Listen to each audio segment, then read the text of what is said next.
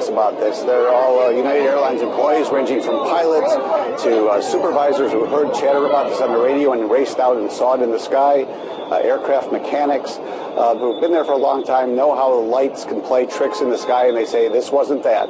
This was a real metallic gray object low in the sky, and they want answers. Okay, do you believe them? Do you believe them that they believe it, or do you believe that they really saw what they think they saw?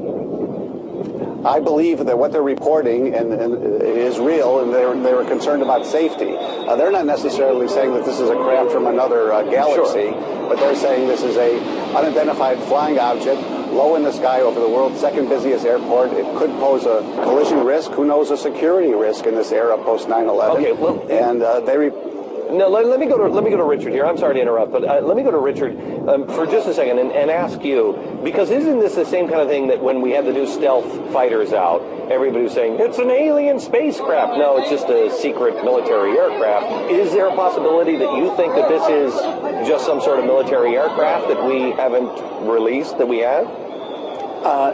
Sure, anything's possible, Glenn, but if you want to go that route, then I think what you need to do, to be honest about it, is go back through the decades and indeed generations of reports that we've collected of these types of objects that people have been seeing. And let me just add that this is a phenomenon that not simply civilian people have been dealing with, but U.S. military personnel have been encountering what appear to be UFOs. I don't know what else you would call them, objects that military pilots have frequently said are disc-shaped, that look exotic, that behave in unusual ways, and that have violated sensitive airspace time and again for many, many years.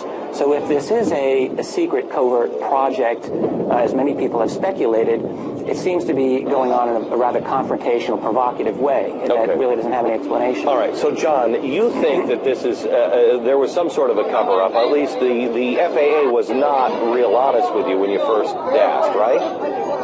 Oh, yeah, I went to the FAA, and they said they have no reports of this at all.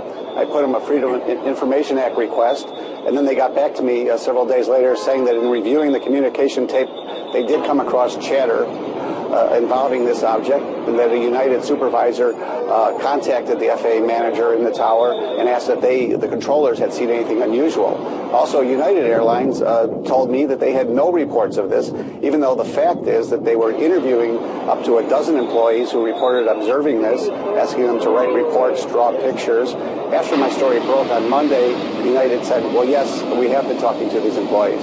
What would give me an explanation of why these guys would be hiding this stuff? Well, I mean, one reason just might be that they're embarrassed to come out and say that, oh, yeah, you know, we've got this UFO hanging out over here and we don't know what to do about it.